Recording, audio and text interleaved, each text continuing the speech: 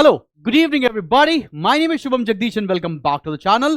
सो आज के चैप्टर में, आज के वीडियो में हम डिस्कस करने जा रहे हैं chapter number 2 of your commerce class 11th। इसका नाम है nature and objectives of business. ये स्पेसिफिकली आईएससी स्टूडेंट्स के लिए वीडियो होने वाला है फॉर 2024 एंड 25।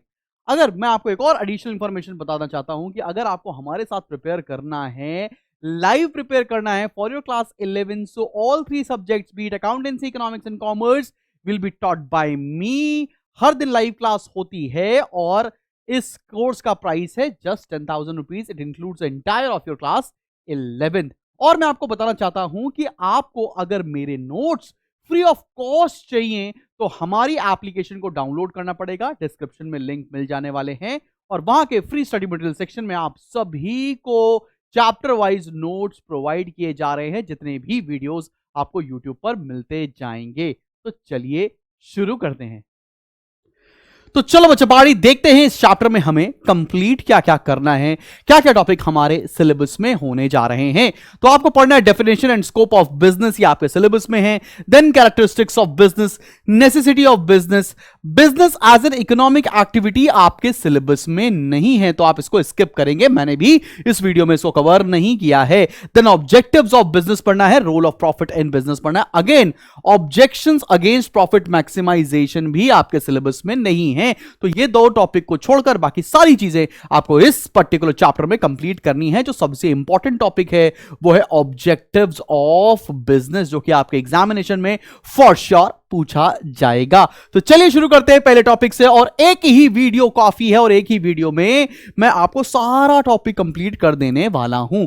तो चलो भैया देखते हैं definition and concept of business. ये बिजनेस होता क्या है? बिजनेस का तो मतलब धंधा बोलते हैं हिंदी में, लेकिन ये धंधा है क्या, पैसा है क्या, बिजनेस है क्या? आओ जरा जानते हैं सारी बातें। बिजनेस में भी defined as an economic activity. Economic activity का मतलब क्या होता है मालिक?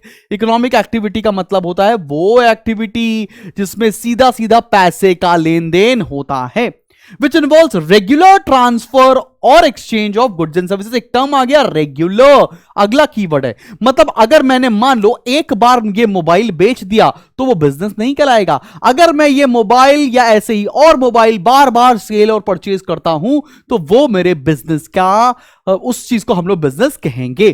तो इसलिए रेगुलर ट्रांजैक्शन होना बहुत जरूरी है। और उसके बाद क्या लिखा है? Of goods and services for a price with the objective of earning profit। मतलब क्या कहते हैं भैया कि भैया वो सारी एक्टिविटी जिसमें एक्सचेंज हो रहा है ऑफ गुड्स एंड सर्विसेज, जिसमें आपका मेन ऑब्जेक्टिव है कि पैसे लेंगे और प्रॉफिट कमाएंगे, वेल्थ एक्वायर करेंगे, कस्टमर्स को सेटिस्फाई करेंगे, उन सारी चीजों को हम बोलते हैं बिजनेस करना। क्या बात समझ में आ रही है? कोई दिक्कत वाली बात तो नहीं है, कोई परेशानी यहां तक? Shall we go ahead? चलो भैया अब देखते हैं कैरेक्टरिस्टिक्स ऑफ बिजनेस क्या है। और अगर आप चाहें ना, कैरेक्टरिस्टिक्स को हम लोग फीचर्स भी बोलते हैं बेटा। कैरेक्टरिस्टिक्स को अगर हम मर्ज कर दें तो वो बिजनेस की डेफिनेशन बन जाती है। डेफिनेशन को एक्सपांड कर दें तो वो कैरेक्टरिस्टिक्स बन जाते हैं। पहला कैरेक्टरिस्टिक्स देखो, पहला कैरेक्टरिस्टिक्स है क्रिएशन ऑफ यूटिलिटी। यूटिलिटी क्या होता है मैंने इकोनॉमिक्स के वीडियो में आपको बताया है, चैप्टर नंबर 2 के अंदर। मतलब ऐसी कोई भी चीज जो आपकी वांट्स और डिजायर्स को सेटिस्फाई कर सके उसको यूटिलिटी कहते हैं। अब बिजनेसमैन का काम क्या है? बिजनेसमैन का काम यह है कि जो कंज्यूमर्स प्रोडक्ट की डिमांड कर रहे हैं उस तरह के प्रोडक्ट को बनाना और उस तरह के प्रोडक्ट को कस्टमर्स को सेल करना, यह काम होता है बिजनेसमैन का। तो भाई आओ जरा देखें कि भैया क्रिएशन ऑफ यूटिलिटी का मतलब क्या? Business make goods more useful to satisfy human wants. It adds time, place and form and possession utilities। तो किस तरह की यूटिलिटीज ऐड करता है business? Time, place, form and possession की यूटिलिटी इस पर्टिकुलर चीज में ऐड की जाती है। मतलब मेरे को लेट्स से मैंने बोला मुझे अभी खाना खाना है तो बर्गर बना दिया, ठीक है ना, कुछ रेट इसका तय कर दिया, बर्गर मेरे को मिल रहा है, इट्स अ पोजीशन यूटिलिटी। बात समझ में आ रही है आपको? क्लियर है?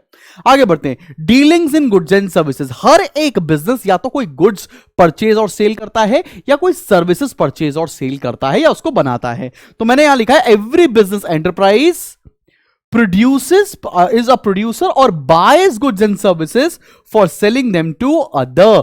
पर एक बिजनेस में या तो गुड्स प्रोड्यूस करेगा या बाय करेगा और सेल करेगा टू अदर पर्सन, गुड्स और सर्विसेज। यहां पर दोनों की बातें हो रही हैं।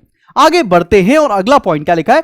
सेल ट्रांसफर और एक्सचेंज, ये तीनों चीजें इन्वॉल्व होती हैं।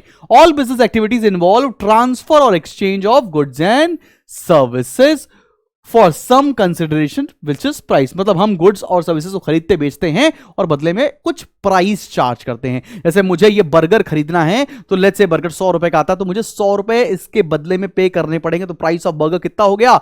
100 रुपीज। समझ में आ रही है बात? आगे बात करते रहे हैं continuity in dealing. Continuity in dealing का मतलब क्या है? एक बार कोई सेल और परचेज कर दी तो उसको बिजनेस नहीं कहेंगे, लेकिन अगर इसको रेगुलरली करते चलेंगे तो उस चीज को हम बिजनेस जरूर कह सकते हैं। तो यहां पर क्या लिखा है? Dealing in goods and services becomes business only if undertaken on a regular basis. अगर रेगुलर बेसिस पर हम सेल परचेज करेंगे तो उसको हम बिजनेस कहेंगे, एल्स नहीं कह सकते हैं। चलो बेटा आगे बढ़ते हैं। Profit motive. ऐसा कोई भी बिजनेस नहीं है जो परोपकार की भावना से किया जाता है। हर एक बिजनेसमैन सिर्फ एक मोटिव से काम करते हैं, वो है प्रॉफिट मोटिव। तो क्या लिखा है? The main aim of the business is to earn profit. Profits are essential for the survival as well as for the growth of business. Business को चलाने के लिए प्रॉफिट लगता है और ग्रोथ के लिए भी प्रॉफिट की बहुत ज्यादा आवश्यकता होगी। अगला क्या है? Element of risk. Businessman risk लेता है और रिस्क के बदले में रिवॉर्ड मिलता है उसको, प्रॉफिट। ठीक है ना? तो profit is the reward of risk. Risk implies that uncertainty of profit और पॉसिबिलिटी ऑफ लॉस। हो सकता है मैंने कोई बिजनेस किया, मुझे लॉस हो गया। हो सकता है मैंने बिजनेस किया, मुझे प्रॉफिट हो गया। तो प्रॉफिट क्या होता है? प्रॉफिट कोई डेफिनेट चीज नहीं है, प्रॉफिट आपके रिस्क लेने का रिवॉर्ड है। आगे बढ़ते हैं। इकोनॉमिक एक्टिविटी क्या होता है? It is an economic activity as it involves production and distribution of goods and services for earning money. ऐसा कोई भी आदमी नहीं है जो बिजनेस नॉन इकोनॉमिक एक्टिविटी के लिए करता है, मतलब बिना प्रॉफिट के करेगा, बिना फायदे के लिए करेगा, बिना पैसे कमाई के लिए करेगा। तो भैया हर बिजनेसमैन जो काम करता है वो पैसे कमाने के लिए ही काम कर रहा है। अगली बात आती है art as well as science. Business को आर्ट भी बोलते हैं, साइंस भी बोलते हैं। क्यों आर्ट? इसलिए बोलते हैं बिकॉज पे क्रिएटिविटी और पर्सनल स्किल्स लगती हैं। Business is an art because it requires personal skills and experience, इसलिए इसको आर्ट कहते हैं। और इसको साइंस क्यों कहते हैं? It is science because it is based on certain principles and laws. Laws और प्रिंसिपल्स के ऊपर बेस्ड होता है, इसलिए इसको साइंस कहते हैं। और आर्ट एक्सपीरियंस और पर्सनल स्किल्स के ऊपर बेस्ड होता है, इसलिए बिजनेस को आर्ट कहा जाता है। चले भैया आगे बढ़ते हैं और अगले टॉपिक है हमारा नेसेसिटी ऑफ बिजनेस। यार बिजनेस की आवश्यकता ही क्यों पड़ रही है? आओ जरा एक एक करके सारे पॉइंट निपटाते हैं इस चीज के भी। सबसे पहले देश से पॉवर्टी को हटाने के लिए बिजनेस की जरूरत है। तो पहला पॉइंट लिखा है आपने, to remove poverty. The economic development of a country depends on growth of business. देश की तरक्की किस पर डिपेंडेंट है? देश की तरक्की डिपेंडेंट होती है देश में कितने ज्यादा बिजनेस ग्रो कर रहे हैं। जैसे अगर हम यूनाइटेड स्टेट्स ऑफ अमेरिका में देखते हैं तो टेस्ला है, माइक्रोसॉफ्ट है, एप्पल है। दुनिया की सारी बड़ी कंपनी कहां से बेस्ड होती हैं? वो यूएसए से ही बेस्ड है। मतलब देश के अंदर अगर बिजनेसमैन डेवलप करेगा, बिजनेसेस डेवलप होंगे, तो वो देश ऑटोमेटिकली ग्रो करने लगेगा। बात समझ में आ रही है? वैसे हम लोग अगर इंडिया में देखते हैं कोई से बोले मैं बिजनेस कर रहा, तो लोग बड़ा बिजनेस को गलत नहीं समझ सकते हैं।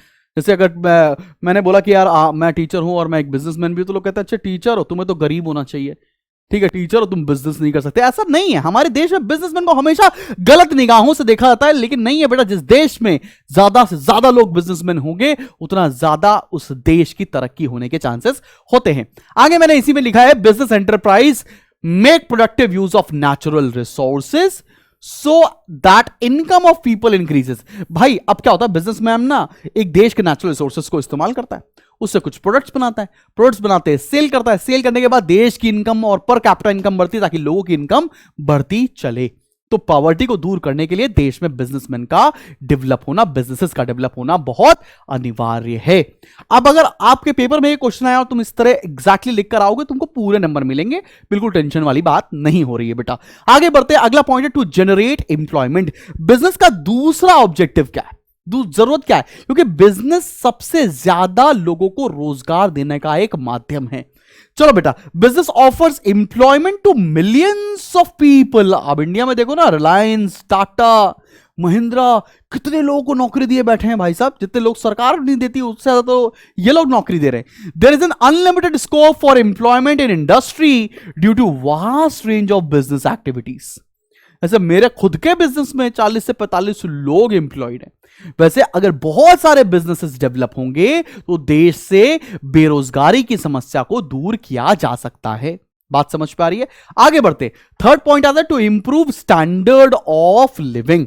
स्टैंडर्ड ऑफ लिविंग कैसे बढ़ सकती है भैया? अगर हर एक इंसान ज्यादा पैसे कमाएगा तो ज्यादा अच्छे गुड्स एंड सर्विसेज को कंज्यूम करेगा, ज्यादा अच्छे गुड्स एंड सर्विसेज को कंज्यूम करेगा तो उसकी धीरे धीरे स्टैंडर्ड ऑफ लिविंग बढ़ती चली जाएगी। ठीक है ना भैया? तो to improve standard of living business क्या करता है? Business helps to increase the purchasing power of people. लोगों की परचेजिंग पावर, लोगों को सामान खरीदने की क्षमता को इंक्रीज करता है।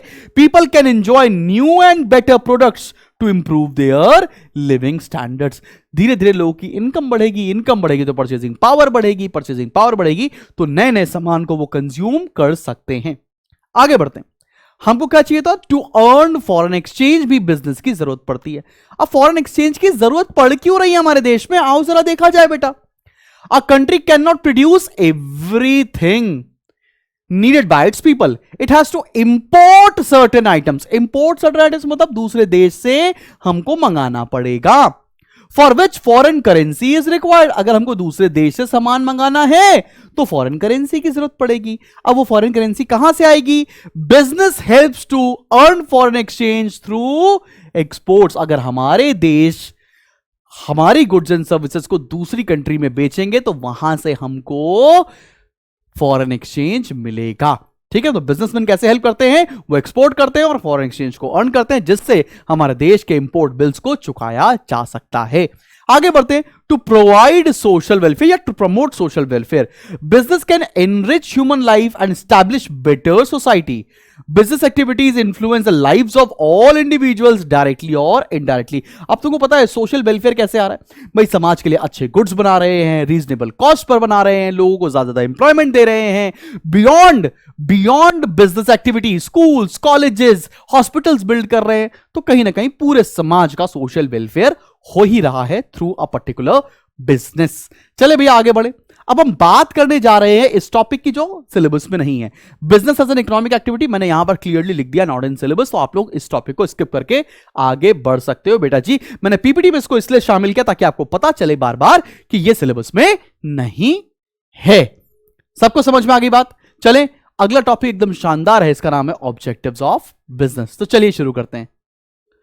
चलो बेटा जी हम लोग बढ़ते हैं ऑब्जेक्टिव्स ऑफ बिजनेस के ऊपर। यहां पर आपको 4 तरह के ऑब्जेक्टिव्स हैं जो पढ़ने हैं। पहला है economic objectives, then social objectives, then human objectives and then the national objectives. एक एक करके सारे ऑब्जेक्टिव्स को हम लोग चलिए खत्म करते हैं। सबसे पहले पढ़ने जा रहे हैं हम लोग इकोनॉमिक ऑब्जेक्टिव्स को।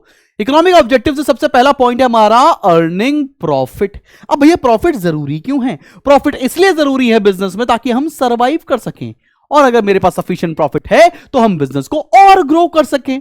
तो बेसिक ऑब्जेक्टिव आपको समझ में आ रहा है। इकोनॉमिक ऑब्जेक्टिव में पहला पॉइंट है अर्निंग प्रॉफिट, तो मैंने लिखा है profit is essential for survival of every business unit. Profit is necessary for expansion and growth of business. Profit क्यों जरूरी है? ये बात समझ में आ रही है? Profit serves as barometer of stability, efficiency and progress of a business. अगर कोई भी प्रॉफिटेबल बिजनेस है तो आप देख के बता सकते हो कि यार वो बिजनेस स्टेबल है और वो लॉन्गर रन में अच्छा काम करेगा। दूसरा, क्रिएटिंग कस्टमर्स। अब कस्टमर्स क्रिएट कैसे होंगे भैया?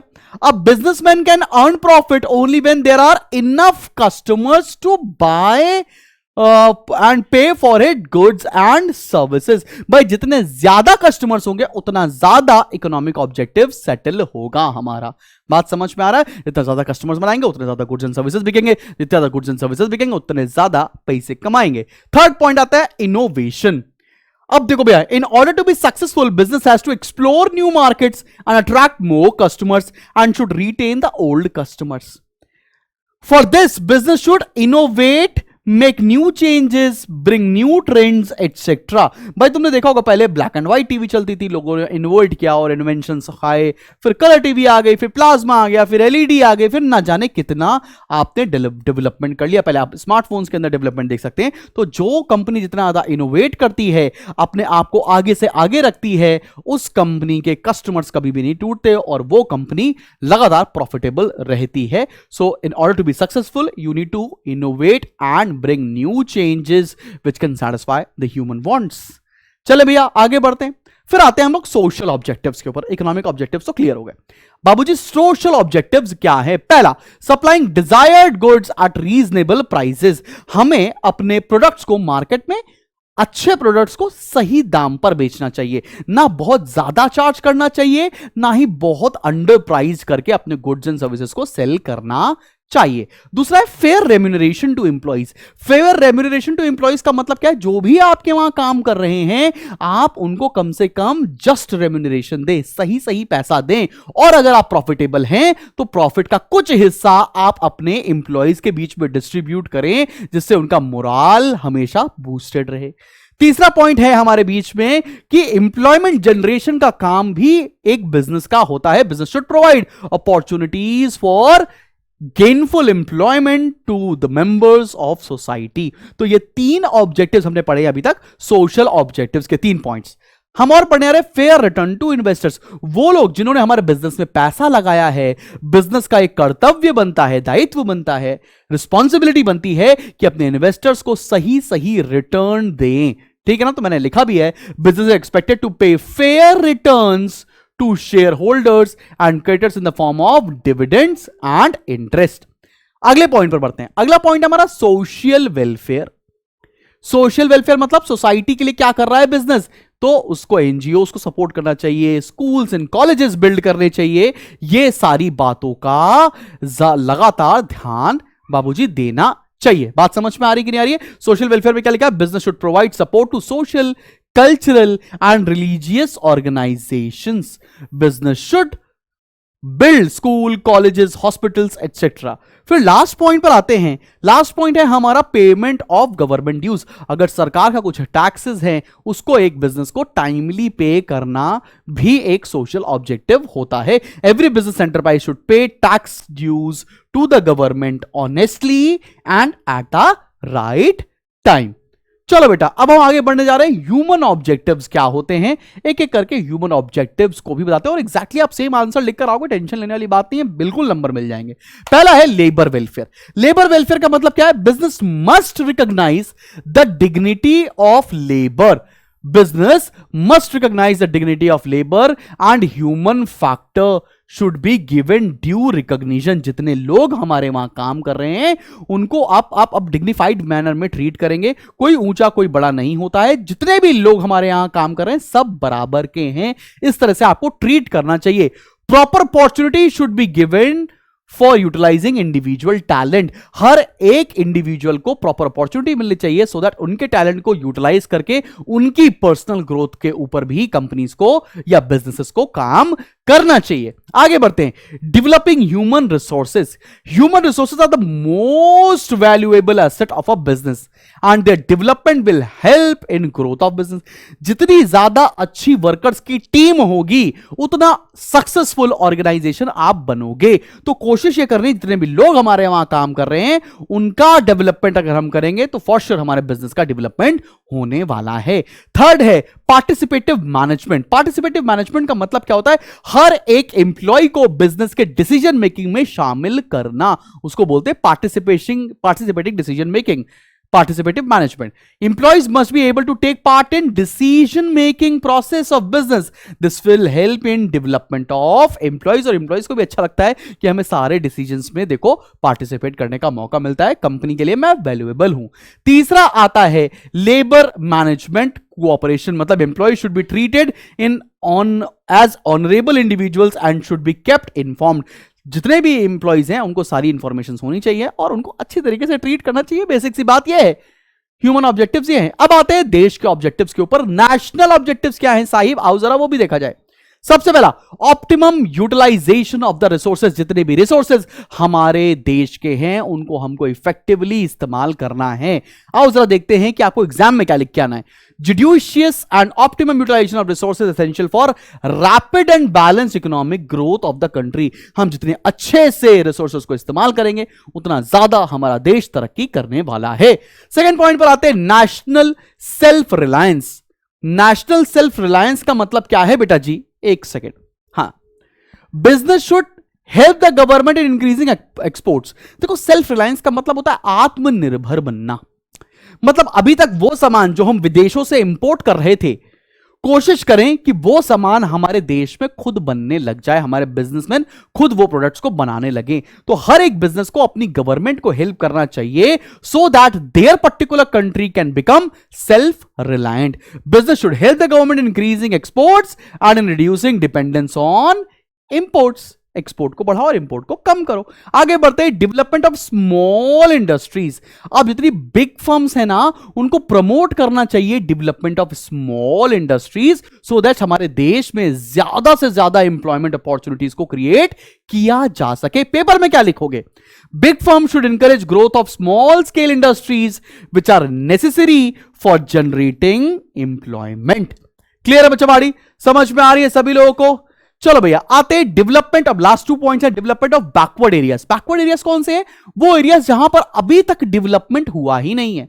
तो बिजनेस का एक दायित्व बनता है कि हमें पूरे देश के डेवलपमेंट के ऊपर फोकस करना है। बैलेंस डेवलपमेंट अगर होगा तो देश में पीस और देश में ग्रोथ होगी।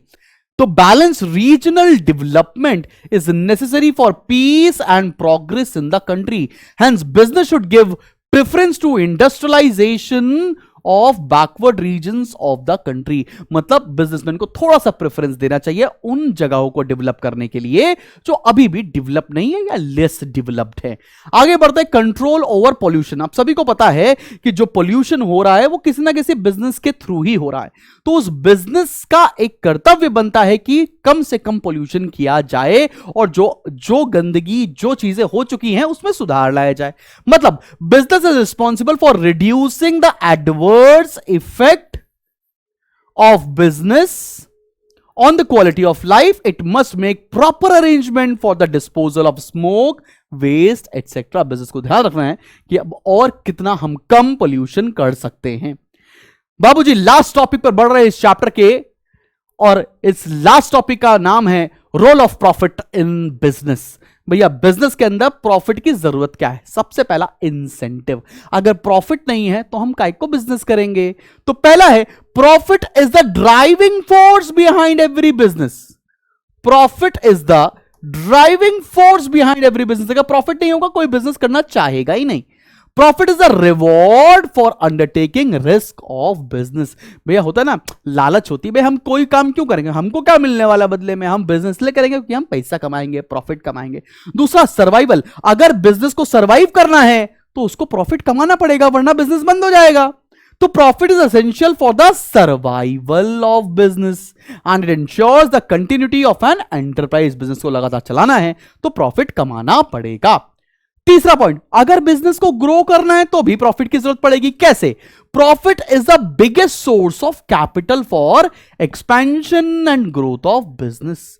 It serves as a means of self financing. Self financing मतलब खुद के बिजनेस को फंड करना। अगर मेरे पास प्रॉफिट्स होंगे तो मैं अपने बिजनेस के ऊपर पैसा और लगा सकता हूं। फिर है measures of efficiency. Measures of efficiency का मतलब क्या है? Profit is considered to be the index of success in business. ये index of success in business का मतलब क्या होता है? पीपल जज the performance of an enterprise on the basis of profits earned by them. भाई, अगर कोई बिजनेस प्रॉफिटेबल नहीं है तो लोगों की नजर में वो बिजनेस अच्छा नहीं होता है, उसको अच्छी गुडविल, रेपुटेशन नहीं मिलती है, प्रेस्टीज नहीं मिलता है। बात समझ में आ रहा है? तो बैरोमीटर है प्रॉफिट एक ऑर्गेनाइजेशन का कि वो ऑर्गेनाइजेशन अच्छा काम कर रहा है नहीं कर रहा है। अगला पॉइंट इससे ही रिलेटेबल है, prestige and recognition. A loss making business enjoys no goodwill. Profits provide economic power and status to businessman. अगर आपका बिजनेस प्रॉफिटेबल है तो आपको उस चीज का पावर मिलती है, आपको उस चीज की गुडविल आप एंजॉय करते हैं।